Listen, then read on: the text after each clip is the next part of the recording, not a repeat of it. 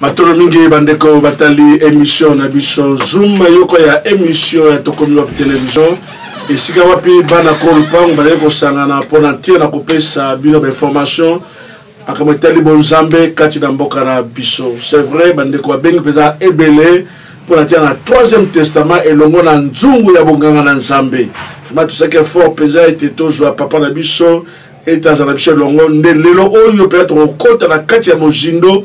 Il y a 3e testament où le bas se présente éviter donc comme 3e testament ils arrachent une jour à 3e testament et ça selon zungu ya bonganga na nzambe mbote papa la ngai mbote mingi nzambe apambola batu nyonso bazolanda biso na sepeli susu kozala na bango elongo na chaîne oyo pona kolakisa bolamu ya nzambe bolingo ya nzambe kati na mboko oyo en tout cas nzambe apambola bino merci vraiment bandeko ba bitungisa ipona nini nzungu bonganga na nzambe batuni est-ce que azala nzungu te azala moi nzungu na mokote ya bokoko azoko ako profiter baka nzungu bonganga na nzambe to zanenge ni papa nzambe na bolingo na ye biso nyonso ndenge tozali awa nzambe azala lokola potier. Il est capable ya kofaçonner mutu ya kosala mutu lolenge ya lingi mutu akopekisa ya zate komami na mukanda ya nzambe na Jérémie 18 siko ndenge to yake pa nzambe soki omi protéger selon 2 Thessaloniciens 2 verset 18 à 21 dans une grande maison il n'y a pas seulement que des vases vides il y a aussi des vases au mutu akomi zwa amitié vraiment alobi ki nzambe akokosala vase d'honneur mutuzo okosala vase ya biloko pa pamba yango monde tozabwe ça dépend ya mutu na nzambe ndenge azolandela mais soko se protéger okoza ape nzungu ya bonganga ya nzambe poza na makambo ya nzambe na kati na yo nzunga munele bila ma famille bonganga ya nzambe mbato mingi na kasi tuza koloba papa na ngai 3e testament dalingi tokenda na 3e testament rapidement mais bana na 1er testament 2e testament ndenge kufaki avantage ma désavantage dango pena 3e testament avantage dango nzambe azwa lokomo tango tozolo ba testament selon mukanda ya Hébreu 9 so tangi Hébreu 9 balobeli makambo ya testament ezalaka nini eza eloko oyo soki mutu ayebiki azana ba bien na ye avant ki akufa il faut dédier yango epa ya mutu moko mwana na ye ya liboso to mwana oyo amoni ke akosalela quelque chose po ete ye asepela yango wana bakomaka testament yango tozana kati na bonzambe pe nzambe pe azana testament na ye siko na kati ya testament tozana ba testament oyo déjà bato ebele basi bayebi yango eza 1er testament na 2e eza pe na ba héritage nango c'est-à-dire na 1er testament eza na héritage nango 2e testament eza na héritage nango nga pe na ye na 3e testament eza pe na héritage nango sengeli to hériter siko to ko hériter ngone à rapport na ba alliance puisque ndenge tozaboye chaque alliance eza na testament nango eza pe na héritage nango chaque alliance eza na testament nango na héritage nango yango sikoyo tango tozolobela makambo ya 3e testament eza pe na héritage sengeli to hériter ngona nzela ya nzambe. Ok, tu connais le 1er testament, héritage du 1er testament. 1er testament ezali testament oyo nzambe apesaki yango Moïse. Oh Moïse azalaki ko offrir banyama. Tango azo offrir banyama po ete banyama wana nde sikoyo bakopetola biloko ya nzambe. Ba stesile ya nzambe. Siko testament wana Moïse asalelaki yango. Tango Moïse akufi atiki Josué. Siko tango Josué asali pe na minute ne tolo babwe Jésus aye ko lobake Josué apesaki muto atamoko reporter selon Hébreu 4. Siko sengeli bato bakota na report wana siko Jésus aye na testament mususu alias mususu abotami na libumu ya Marie. 2e testament. Tango abotami na libumu ya Marie ezalaki ke tango ange azobisa Marie alobi yo pe nzambe asaleli yo grâce okobota mwana wana ayaki pe na testament mususu. Yango ndenge tozoloba bwe testament ya Marie bana ya mwana ya Marie ese salemi déjà mais onga nazoya nango eze susu ya Marie te attention mwana Marie te na bosuki boyeme na bonzambe yeso azali na bonzambe na mobimba comment le testament ko koleka bo ezala ya Moïse ezalaki testament ya musunité eza ba loi chaque loi ya Moïse ezalaki na testament nango eza pe na alliance nango eza pe na ba œuvre nango yango esenge sikoyo batu bayeba oyo ya Moïse déjà eseleki ya Jésus nga nazoya kolekisa ngo lelo parce que na kolakisa ngo na kopesa détail nango tango Jésus alobi na Jean 14 alobi mitema na bino mi matin mais nazokende na kotindela bino mususu akoya tango ya koya akolakisa bino makambo mosusu tanto nga nalakisaki bino et puis na Jean 14 verset 12 alobi ke bokosala koleka ngai c'est-à-dire asalaki quelque chose mais alobi sino bino bokosala limité quelque part quand le consolateur viendra koleka siko esprit wana ya le consolateur eza eloko mosusu te eza pe na kati ya alliance siko moto akoki ko démontrer biso biloko nyonso wana eza père na biso de la foi o eza Abraham. Puisque Abraham dit à faire vivre tous les testaments. Première alliance, deuxième alliance, troisième alliance. Puisque Abalaki Basi, dans Galates 4, verset 21. Abraham Abalaki Agar, Abalaki Sarah, qui a Balaki Toura. Si le testament ya Agar, wana nyoso babiloko wana nyoso tokopesa kango en détail.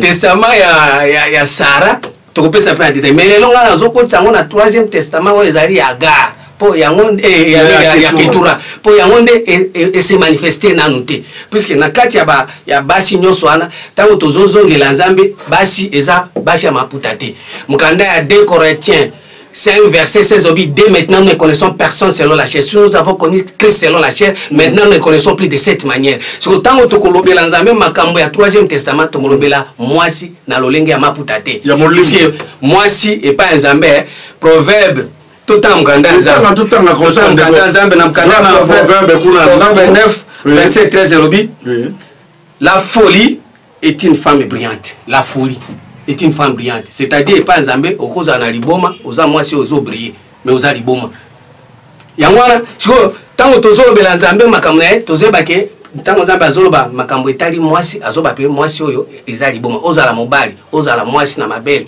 ozala na patalo tango oza na folie devant Nzambe oza déjà mwasi ya mwasi koyo na côté ya bonzambe pe basi nyoso wana Agar azana oya ya attitude azana promesse na ye Sarah azana oya attitude azape na promesse na ye Ketura pe azape na attitude na ye na promesse na ye siko ba promesse nyoso wana nyoso eferingeli avant que to kufa to vivre yango ba to bele basi ba vivre ya Agar ezomema bango ba esclave baumbu ya nini ya biloko baumbu ya nini ya masumu bazoko kobima wana te eza ce testament oyo Nzambe apesaki yango Agar puisque ye aza mwasi Egypte puisque Agar eza mwasi oyo bazwaki Abraham bazwaki na Egypte Sarah eza mwasi oyo Nzambe emoko ayebaki ndenge nini a partir ya Abraham abimisela ye mwasi na ye po Adam pe tango Nzambe alaisaki epongi abimisaki na kati ya mkuu na ye abimisaki mwasi ya Adam. C'est tout à fait normal pe Nzambe pe abimisaki Sarah mwasi ya mais tu ebi ndenge nini nani Agar komaki mwasi Abraham te bien ngo siko to yebi yango mais problème ezani biloko nyonso wana eza makambo elekate eza makambo ezo salema lelo alliance wana ya Agar balobi Agar eza mo Sinaïn c'est-à-dire bana na ye nyonso bazomema bato na kati esclavagisme tango tozoloba bana eza ba œuvre chaque nzete bokoye bango na fruit nango chaque fruit nde eza bana siko bana wana soki ozwi yango mutu nyonso aza na posa yango bato nyonso baza na posa nango mais finalité nango ezomema bato na boumbu mais Jésus peut zaper moine. Bible lobi que celui qui a le fils a la vie. Celui qui n'a pas le fils n'a pas la vie. Et ça moine nzoto te. Et ça makambo ya milimo. Tango nyoso tozolanda Nzambe mona Nzambe nanga mutu azolo kazo amanke. Mais to malembe alliance ya Agar ozuma bato na boumbu. Tout le monde ando kanso amizima na bazana kasa alliance wana. Qu'est-ce que tu vois en tout cas?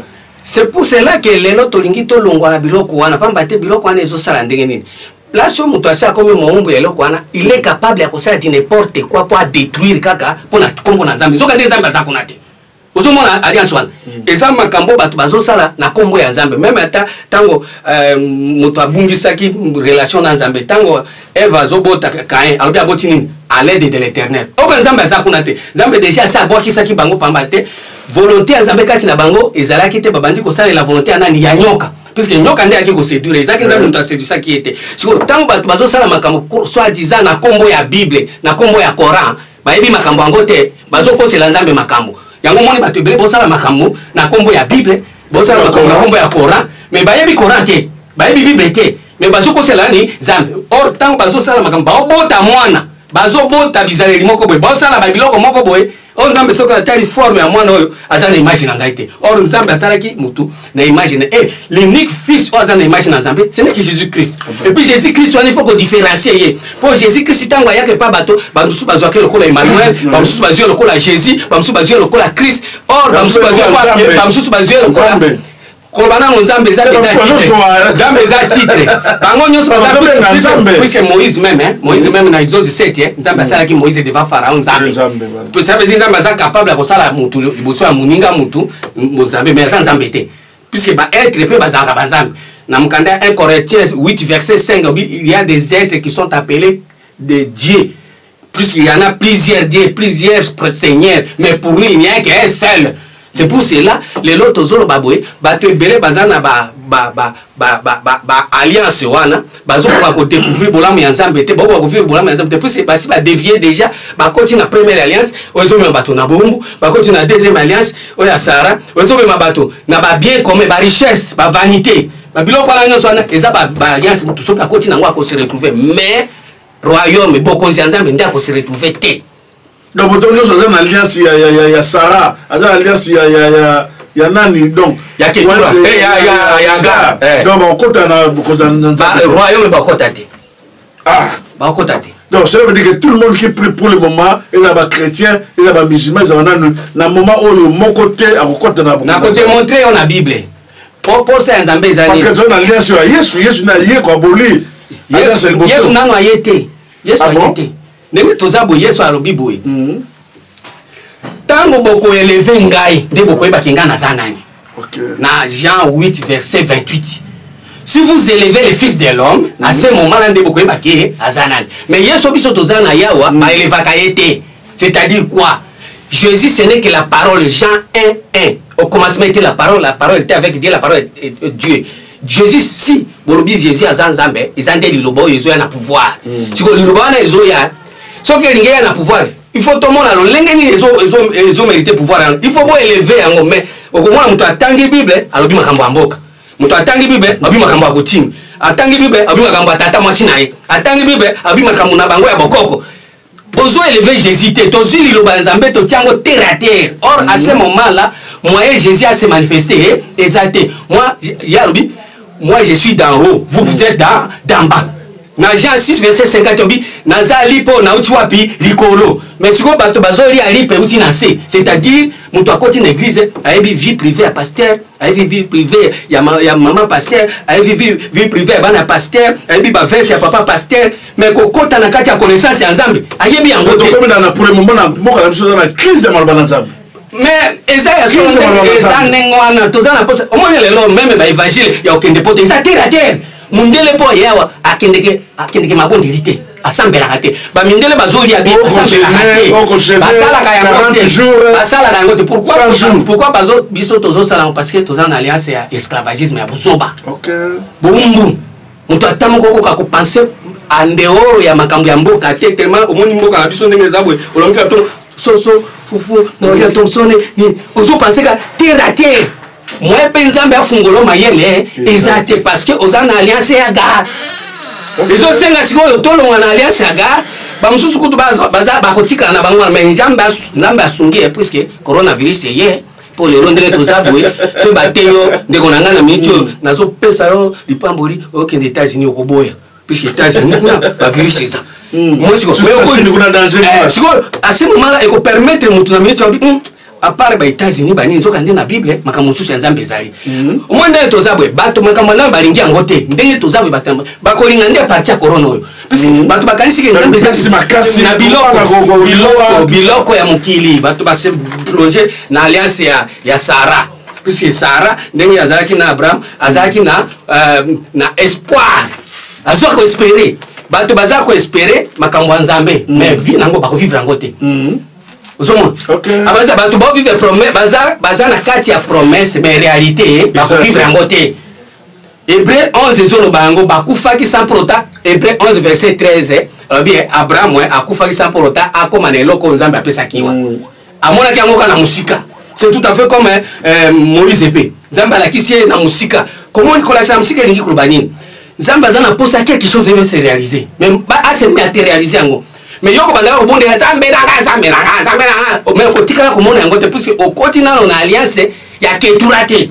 Le troisième testament, troisième alliance. Troisième alliance. Troisième ça n'est pas boulé. Yango wana. Puisque quand on zamba kaboli na Matthieu na Genèse 25 tant Nzambe akaboli ba pamboli azui ba bien apesi yango bana Sara azui badon parce que les acteurs baka te vraiment azui badon répartition Nzambe a répartir yango na biloko miba o nazolo ba miba mais ngalelo nazoya na misato okoye bango malembe alors bi na mkanda Genèse 25 verset 5 alibwe. Il fit des dons au fils de ses concubines, et tandis qu'il vivait encore, et il l'envoya loin de son fils Isaac du côté de l'Orient, dans le pays de l'Orient.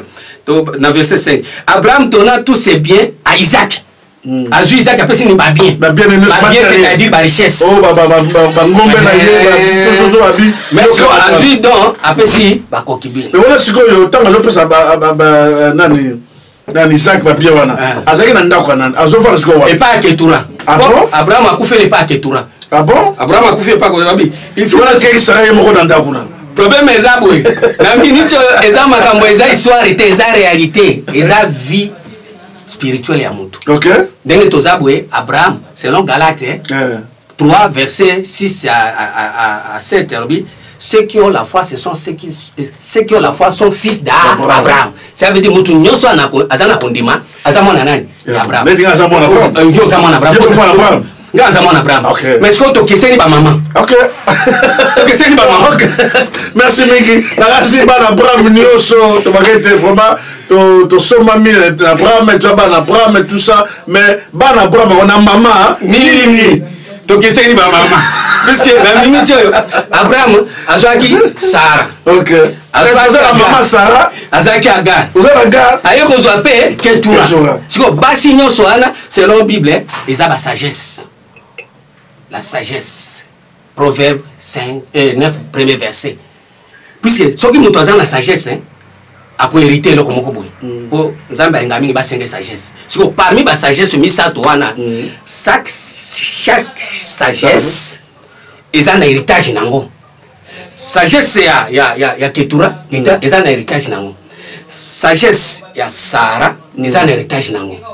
Sagesse ya Agar ils ont un héritage nango. Siko ba sagesse mi baleo eleki ya Sarah na Agar et même mabato na bonzambe te. Richesse ils ont même mabato na bonzambe te.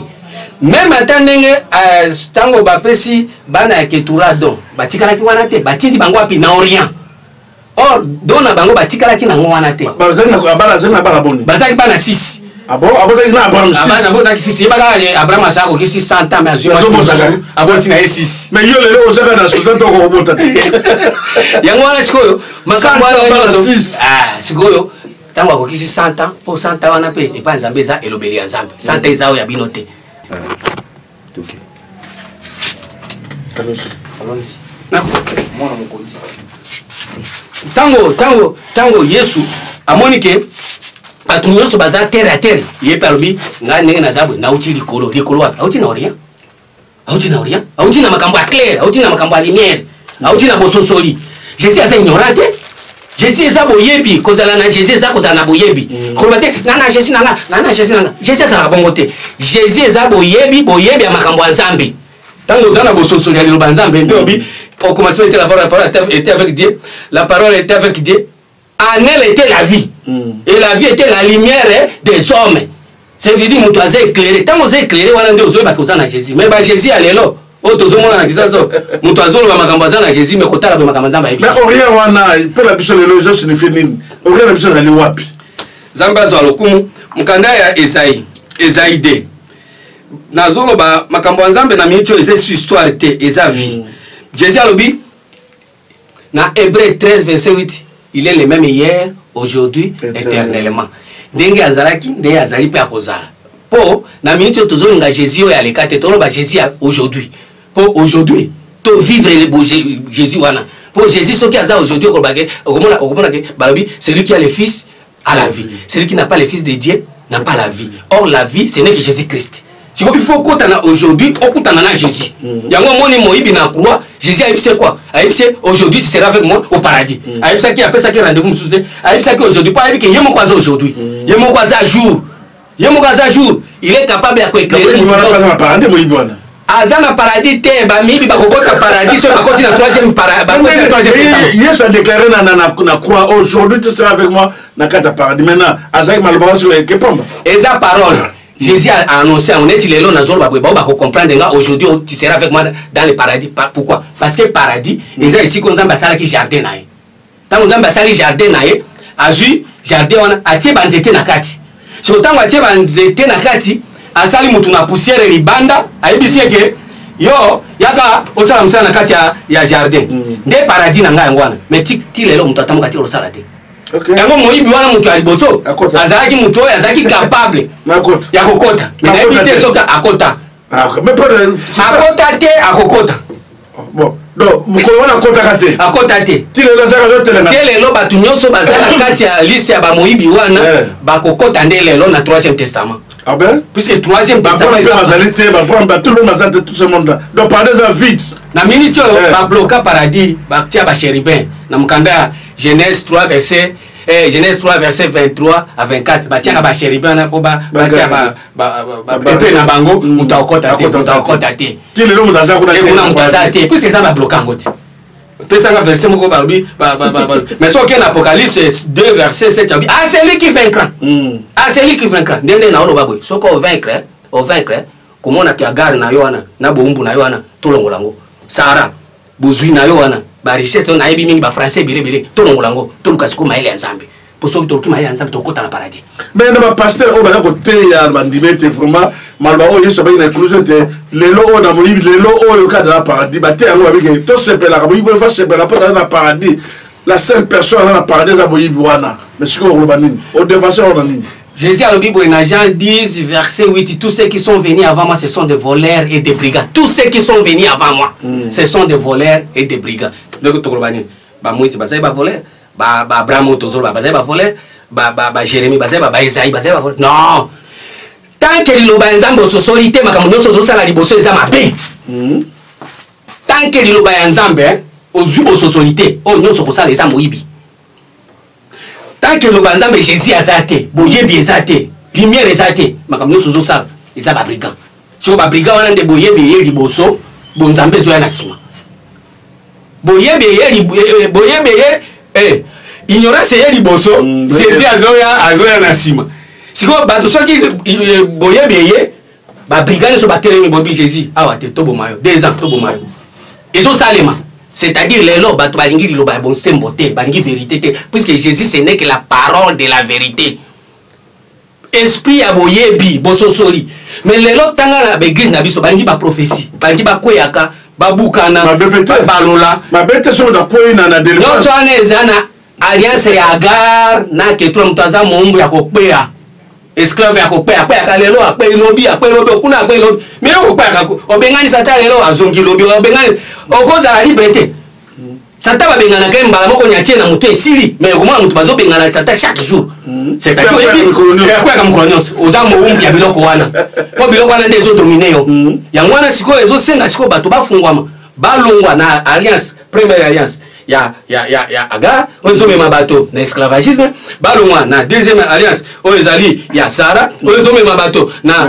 environnement moko boye omonika neti toza bien or nzambe azate Jésus azate et c'est que siko tokota na alliance ya il n'est pas mal que ba pasteur pe lelo nzamba paboli bango baza fier ba auto ba mituka baza belé ils ont bêté c'est les pambo de panzambe on appelle les pambo ya nani ya Sara. La bénédiction de l'Éternel qui enrichit, qui ne fait suivre aucun chagrin. Yo aussi bénédiction en Zambé et enrichir yo au comme mbongo mais bato ba nzinga no ba lela. Quelle bénédiction? O bénédiction faut à l'abondance et sopana. Bo ba nzinga no ba lela. Mutu atamu ka zapambo ya wazate. Bénédiction en Zambé eza makamu wana te. So ni bénédiction en Zambé tant kanda Proverbe 10 verset 6 à 7. Proverbe 10 verset 6 à 7. Bana nzambe toze suna ta maseki te to tika maseki to luka nzambe 10 elobi boy verset 6 elobi boy il y a des bénédictions sur la tête du juste mais la violence couvre la bouche des méchants. les mémoires du juste étaient bénédiction, mais les noms des méchants tombent en pourriture. Babi, bénédiction, ça va na mutu, na kacha mutu.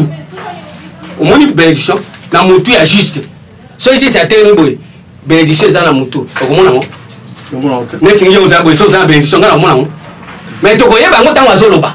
Akoloba makambo ezo bénir bato ezo bénir yango moni Jésus ala et donc la bénédiction matérielle je yango wana nzambe abi yango te nzambe abi yango te wana biloko nyonso wana bamiyibi mais ça peut nécessaire peut tozala yango problème eza nini chercher premièrement le royaume de Dieu et la justice de Dieu et le reste même bato basusu basambelaka te bamindele baza na nzambe te mais baza na biloko wana bazo fabriquer kutu yango eza baza na dîme nango bayebi nzambe baza na temps lokola oyo ya biso te bacongolais tout le temps église mais komona boye baza bien baza à l'aise yo nzambe apelinga apesinga mutuka moko mais ye aza na dîme nango oza lokola bani na yo mutu ozosambela mutuka moko asambelaka te mais azo mpe kocréer yango ayebi ke yo piese oyo eutaki boye omoni bénédiction yango moi nalobi bénédiction eza na mutu pourquoi puisque lelo soki par exemple biso na mitu na biso toza béni mabele na biso richesse na biso bakota na biso ekosuka ndenge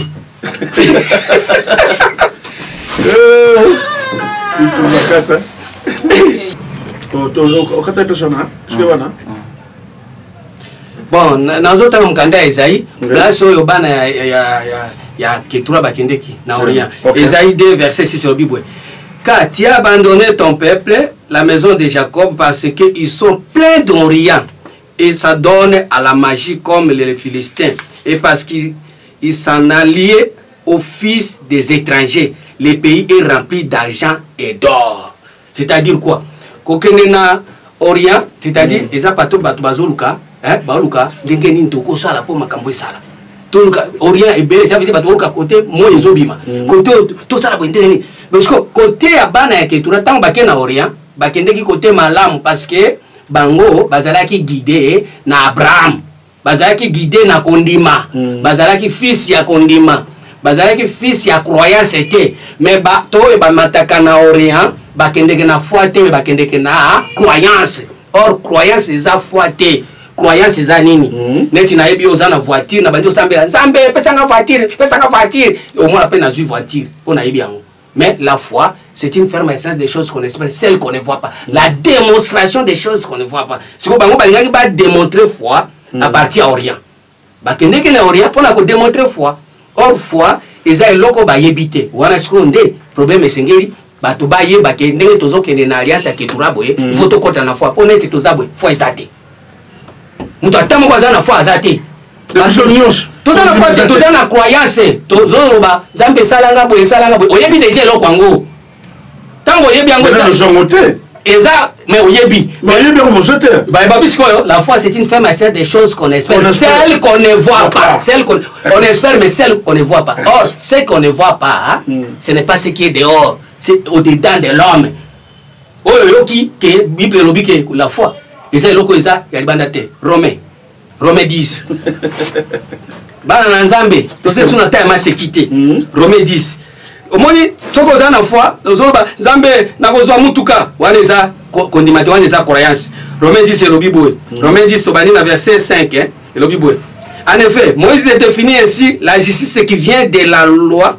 L'homme qui mettra ces choses en pratique vivra par elle wana eza croyance. Mais voici comment parle la justice qui vient de la foi. Ne dis pas en ton cœur qui montera au ciel, c'est à faire descendre Christ. Ou qui descendra dans l'abîme, c'est à faire remonter Christ d'entre les morts. Mais que dit-elle donc? La parole est près de toi, dans ta bouche et dans ton cœur. Or, c'est la parole de la foi que nous prêchons. La parole de Dieu, ils arrivent à noter. Ils ont la carte na yo. La carte na siko tango ozako kota na kati na yo moko po sosola nzambe ndo koti na foi mais soko bandi ko bao bilo balibanda na yo eza foi te toke oui si tu confesses de ta bouche que le Seigneur Jésus-Christ et si tu confesses de ta bouche le Seigneur Jésus et si tu crois dans ton cœur que Dieu l'a ressuscité des morts tu seras sauvé. Problème est nous Jésus azana kati ya motema ya bato mais azaya kokufa. Bonzambe za na kati ya bato mais za kokufa.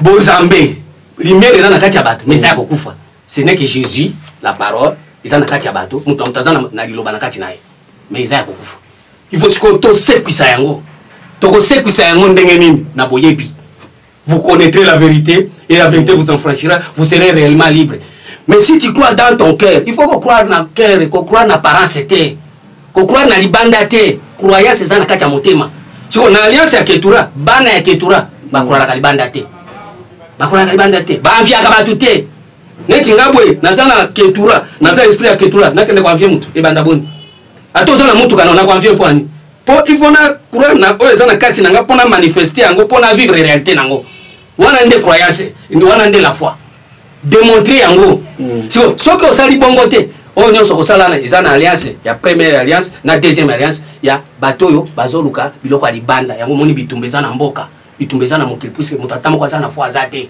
yango moni toza na croyance yango moni bible elobi na mokanda ya Luc 18 verset 8 alobi boye bana na nzambe en tout cas bo excusenga tokomi na temps ya boyebi tozeso na temps ya masekite abi boye je vous l'ai dit, il leur fera promptement justice. Mais quand le Fils de l'homme viendra, trouvera-t-il la foi sur la terre? Est-ce que tango akoya akokuta vraiment kondima na kati ya bato? Kondima ezate? Po kondima ezalaka nazondima na okende poto, nazondima na kobala. Oyebi kobala, oyebi poto, mais oyo kondima oyo eza makambo ya poto te. Eza makambo ya kobala te, eza makambo ya nzambe akobela yo na kati na yo oyebi te. Siko esengeli yo osala tout. C'est pour on découvre un cambona oh une samba lobela yo ça ne faut que d'aller à Ketura. Et donc on a d'aller à Ketura. Ça veut dire toi de Ketura tout semble la Ketura. On semble la Ketura te Ketura eza alliance. Ketura eza sagesse. Ketura eza et loko yo ceux qui ba yebisio on se découvrir. Eza sagesse ceux qui ba yebisio on se découvrir. Mais la bande ko bandimi o to ko semble la ba nzambe butu nzambe ça sungaba. Ko libonde liwana. Eza malamu to mabe. Bon, on dit que problème des églises, problème des pasteurs, problème des amis. Dans Mukanda Genèse 3, premier verset, tango mutu akokaki kokota na kati alliance ya Ketura te atikala kibwe nzambe alalishe pongi. Tango alalishe pongi mutu wana butu eyelie. Na butu tango alali na butu wana nzambe makambo ekomami na Mukanda ya Genèse 2 verset 20 à 24. Tango alali na butu asiko nzambe abimisi kote asaleli mwasi. OK. Bolimi sur la reste na kata sujet wana mais tout qu'en place wana nzamba bi faisons l'homme selon notre ressemblance n'est-ce pas faisons la na première personne plus rien il est avec qui yango wana sikoyo na minute oyo nzambe tango asala wana bazalaki 3 personnes tango asala mutu bazalaki 3 personnes nani bazalaki première alliance deuxième na troisième cela veut dire 3 personnes se placent. Troisième personne, 3 personnes bazar. Si na kati ya 3 personnes, l'un de nous nde azwaki image. Ça veut dire mutu moko kaka gari nde azwaki image. Ignorance nde azwaki image. Zambe souci na ndala yiki mutu kisa na image ya bato non. Siko image ya nzambe zani. Ezani omonde tozabwe. Quel que soit biloko nyonso tozozwa. Nzambe alinga te to kelela. Eza biloko esenge tozwa. Mais tozozwa lango mabe na alliance ya Ketura. Kozala na mbongo eza mabe te mais ozozwa ngo na nzela ya kisi ekomi mabe mais siko esengeli mutu azala na image ya 3 c'est-à-dire quoi ya to bandana na véritable image eza bwe ndenge tozoloba bwe ndenge na ngina zongisa bato na image ya nzambe ya solo puisque na kati ya image eza na Genèse 1 verset 26 esengeli mutu asani a dominer mutu oyo nzambe aza na image ya nzambe il faut dominer bon siko oko dominer ndenge ni biloko ezo dominer yo moyibi ezo dominer yo lokuta ezo dominer yo mbongo ezo dominer yo mutima mabe ezo dominer yo wana oza na alliance ya nani ya Ketura nini ya Agar oza esclave ya masumu oza esclave ya masumu mais siko nzambe na susi na ye azalaki na posa te mutu azwaka image kaka ya mutu moko azalaki na image moko ya bato misatu na kati na moko leur création bato misatu na kati na moko c'est-à-dire quoi esengeli kobanda na Ketura ozwa Sara ozwa Agar wana mutu akodomine eza Ketura wana pouvoir nyonso eza siko yebisa pasteur toke malema en tout cas na bandeko balobaki non na maloba wana kana Genèse faisons l'homme selon notre ressemblance nzambe azalaki moto azalaki na mwasi na ye donc bazalaki bango baledo nzambe na mama nzambe bazalaki na nzambe nde basalaki mwasi babete nzambe aza na sexe ya mobali Jean 4, verset 23-24. Dieu est esprit. Les vrais adorateurs, l'heure vient, il est déjà venu, où les vrais vrais adorateurs adoreront le Père en esprit et en vérité. Dieu est esprit. Dieu est esprit. Nzambe est esprit. Tu vois, il faut autant l'esprit. Tant que l'esprit est animé, les esprits. Est-ce que c'est un Nzambe? Est-ce que c'est un démon? Est-ce que c'est un marabout? Est-ce que c'est un... Pour chaque esprit, hein, ils ont l'amour. Et là, comme vous voyez, dans 1 Jean 4, première version, n'ajoutez pas foi à tout esprit. Puisqu'il y a plusieurs faux prophètes qui sont entrés dans le monde. Tu vois, l'esprit, mais Nzambe, c'est quoi, un esprit, mais esprit à vérité. Esprit même créatif, ça a raté. Esprit à vérité, Dieu est esprit. Les vrais adorateurs adorent le Père en esprit et en vérité. Point. Donc ça veut dire, donc, docteur, nous allons demander, nous allons enseigner, esprit même créatif, au début, déjà le bouton. Esprit, ce n'est que la parole de Dieu de Genèse et l'Apocalypse. Cette parole ici, et ça, esprit en Zambé. Tant aux autres, dans la Bible, quand on a esprit en boca, on a binoté. Quand on a esprit en boca, on a binoté. Quand on a binoté à la politique. Maintenant, la dimension de Bonzambé, on a des paroles lengi. Genèse 1:1. Genèse 1:1. Ils ont déjà esprit ensemble. Batangue lorsqu'on a esprit ensemble. Mais ceux qui batangue on a esprit à Bomoto, au commencement Dieu créa les cieux et la terre. Zambé, Zamba Salaki. Vous avez esprit ensemble. Puisque Makambo a esprit ensemble. Il a créé les cieux et la terre. Et ça esprit, il y a Nzambe. Il faut yo kasiko Nzambe. Koyo kabatute komi yo kate. Koye ba Makambo na rolenge na hote. Puisque esprit on est bombana. Les paroles que je vous ai dites sont esprit et vie, la chair ne sert de rien. Jean 6, verset 63. Tant que Dieu est esprit, il faut que parce que tant que parole est Genèse 1:1. Babande liyo yango, faut pas la kisa Nzambe na katia. Mais si on la question Nzambe te otikali ka ndenge moko ndenge shega yebi, ndenge muzima yebi, ndenge esprit, azali mutute. Ndamaza mutute, Dieu est esprit. Dieu est esprit. Vraiment. Job 21, verset 22, et le Bible. Job 21, verset 22. Papa Nangaï. Bible, les abolis, Bible, papa, tika. La Bible. Est-ce que à Dieu qu'on donnera de la science? Lui qui gouverne les esprits célestes. Lui qui gouverne les esprits célestes. C'est-à-dire, il y a gouverneur de l'esprit. Mais moi, j'ai vu Dieu face à face. Il a vu Dieu comme ça, mon avis, face à face.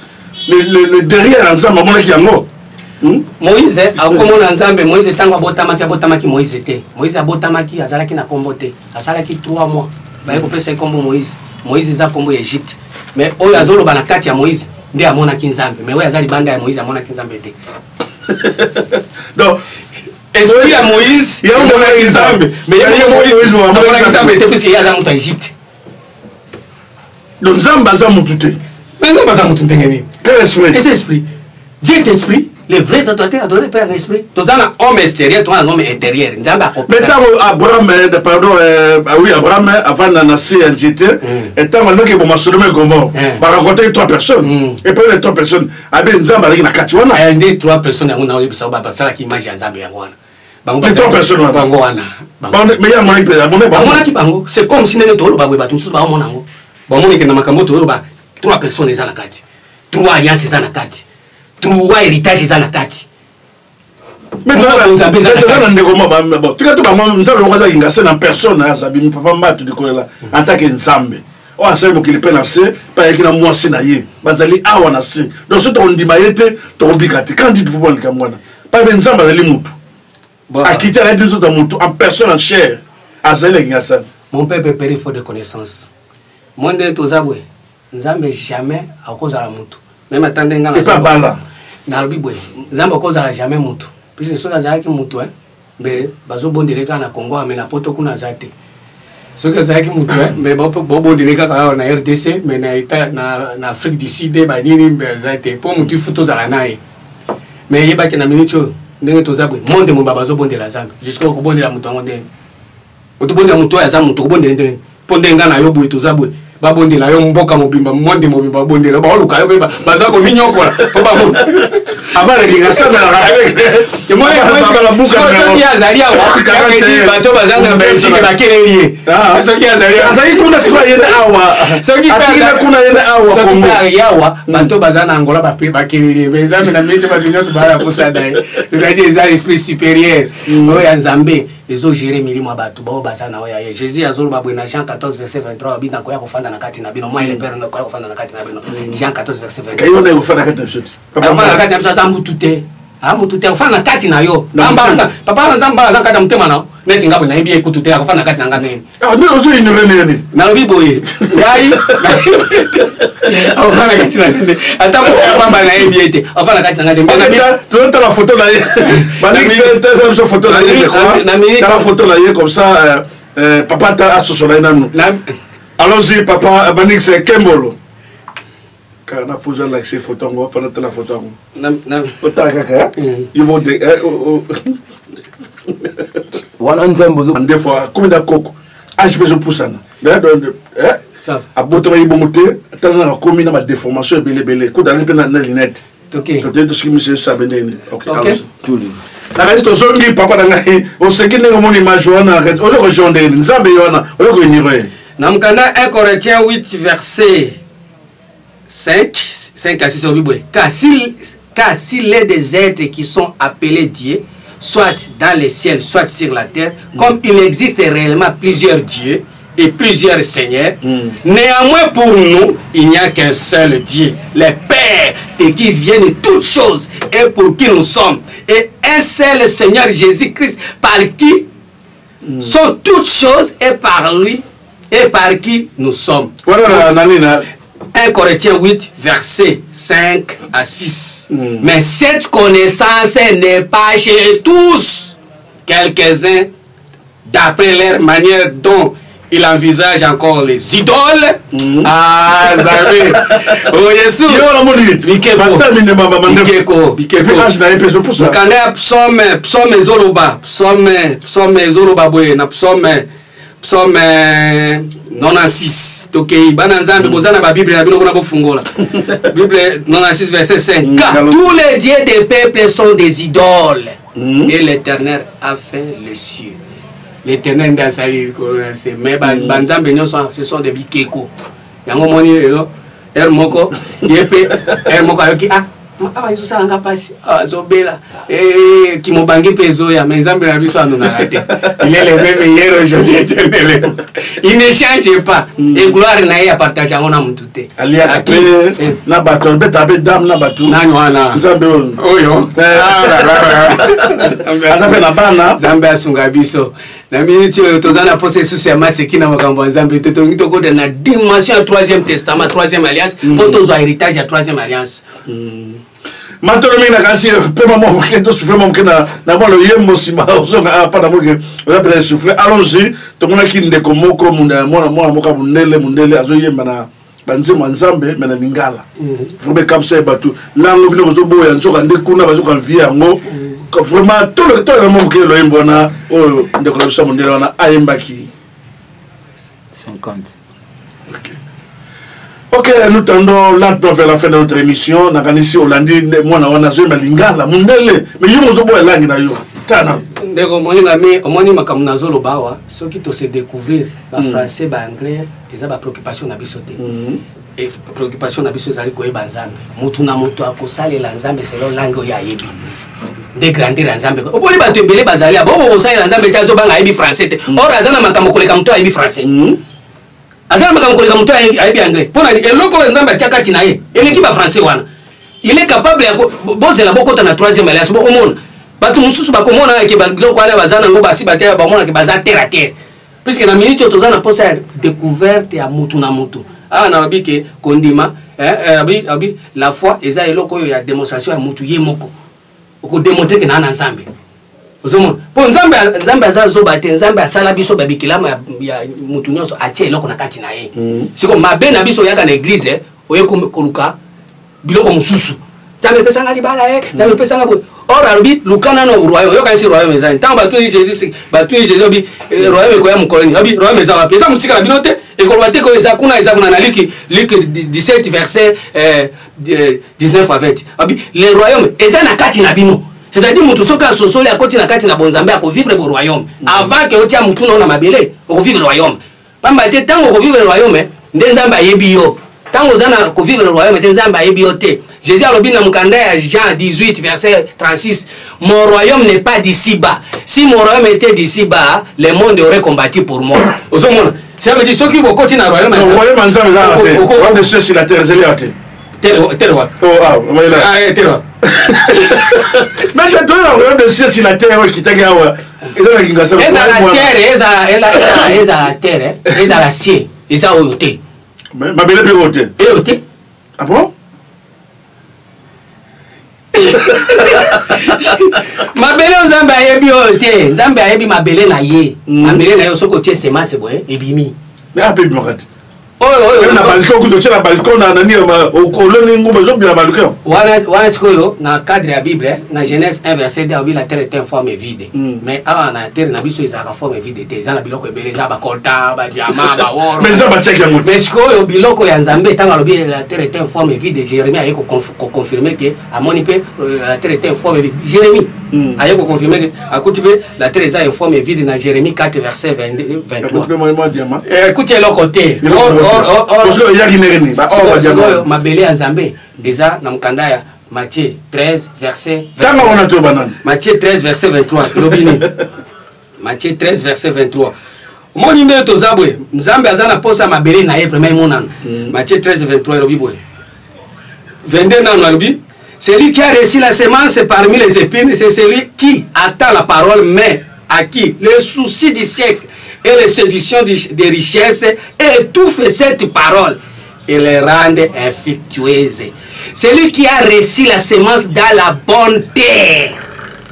Voilà les termes. La bonne terre, plateau de Bateke. Plateau de Bateke, bonne terre, ce n'est que l'homme. Oui, semence en Zambé. Celui qui a reçu la semence dans la bonne terre, c'est celui qui entend la parole et la comprend. Il porte du fruit et un grain en donne 100, un autre 60 et un autre 30. Moi, mabele de la bonne terre, c'est l'homme. Oui. Quand on a qu'il a mabele, qu'il est mouton. Donc, mon saline de mabele. Donc, l'homme, il a la richesse, l'argent, tout ça, dans la catamote. Il y a un moment où l'homme, tu as terre, tu as souffrir. Pour ceux qui mutu amonani to souffrir te puisque richesse en Zambie akosala ke mboke bonga akosala ke makambo e bonga akosala ke entreprise e bonga yango moni Jésus na mkanda Jérémie obi Lucas soko kutika mutu moko na kubikisa mboka na Jérémie 5 mutu moko mutu nini mutu seneki mayele ono tiko bisa yo na mkanda Proverbe 10 verset 6 à 7 bénédiction mutu ezande mutu na mayele puisque mboka la biso ezala biloko mais mayele zawa mayele zawa mais les tiers kaka koswana kobunda kowelelana kotongana mais maile ya bonzambe zate puisque ceux qui le nzambe asali mutu après ses pouvoirs après ses boyebi mais mboka la biso to koma na niveau to sana maintenant mingi na kanisi ce n'est qu'il parti encore remise les loto chité même peut-être na kati ya troisième alliance ya Ketura voilà to kele malembe bande ko babengi babete perception numéro ya téléphone ya papa la biso nzungu ya bonganga na nzambe papa perception numéro ya téléphone comme ça benga yo moko oswana bango ya mutu eza nini na minute onenge na zabwe toza na posa bato baza na boyebi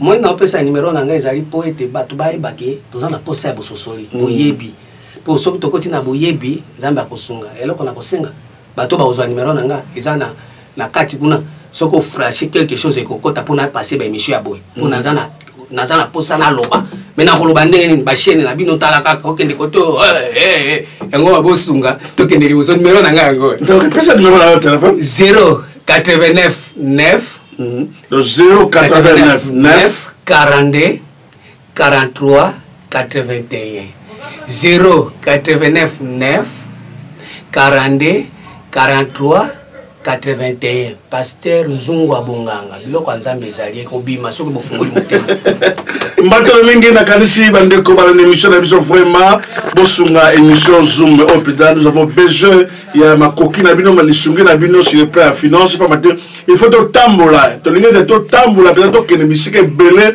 to faire découvrir bino makabona nzambe mais faute de moi to za pita limité ya wana bonite vraiment to za ko suka kaka pa to ko suka donc to seigne vraiment bo sunga biso peza bo sunga biso bo sunga chaîne oyo vraiment vous avez une émission Zoom na kanisi numéro de téléphone affiché bo benga biso bo sunga biso pour te tambola to ke na Congo central to ke Lubumbashi partout to découvrir to faire découvrir bino bon nzambe nini ezali koleka kati na mboka na biso olandi numéro de téléphone ya papa na biso Zungu ya bonganga nzambe il faut to tambola ye to ke ne bisike belé mais faute de moyens appelle bino numéro de téléphone bo benga ye numéro de téléphone répétez encore c'est 089 9 42 43 81 089 9 42 43 81 mato mingi na kanisi toujours compatir sur malheur na bandeko nyos bazwa ke likama surtout pasteur na biso avec Pascal Mukuna za la prison Vanzambe asunga ye abatela ye vraiment bandimine tonga bo panzante vraiment bo tia bolo na sebo sambela pour la tia avec Pascal Mukuna merci également na papa na biso je crois que nzamba ko sunga et de Tanzanie na émission pourquoi pas azala biso elongo papa na biso dangasi boyebi mingi boyebi papa Mutombo vraiment tous seigneurs tous années longo pas matin il nous a parlé de la crise il y a parole de Dieu katna mbokana biso voici l'homme donc voici l'homme vraiment tous a posé des messages la crise il y a malobana nzambe na katina mbokana biso za posa vraiment o ya biso fungula biso apporter tout cela net rose solution pour la crise il y a parole de Décatamboka na biso. Merci na capitaine Manoka on va se rétablir azali pita malade à côté hôpital convalescent na ndaku banzaba pesi sous makasi asunga. Merci na fiston boko oyo vraiment tant on sera kosunga émission oyo moko na kati ya émission Zoom fiston boko vraiment nzambe ya pambola na kasi biko miko ya bomone pe ko la télévision fiston boko.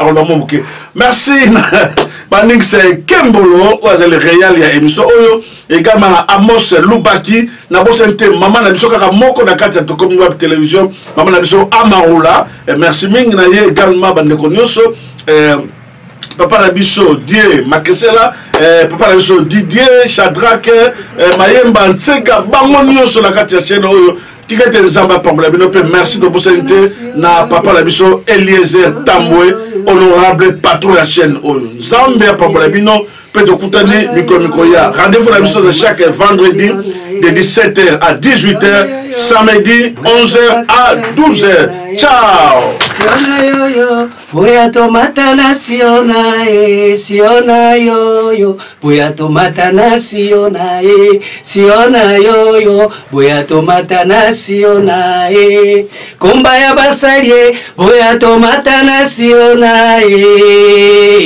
boya tomata na siona yoyo boya tomata na siona yoyo boya tomata na siona nandimela nani nandimela nzambe na ngomba oyo nandimela nzambe na ngomba oyo nandimela nani ndimela nzambe na ngo nzambe apambola bino merci.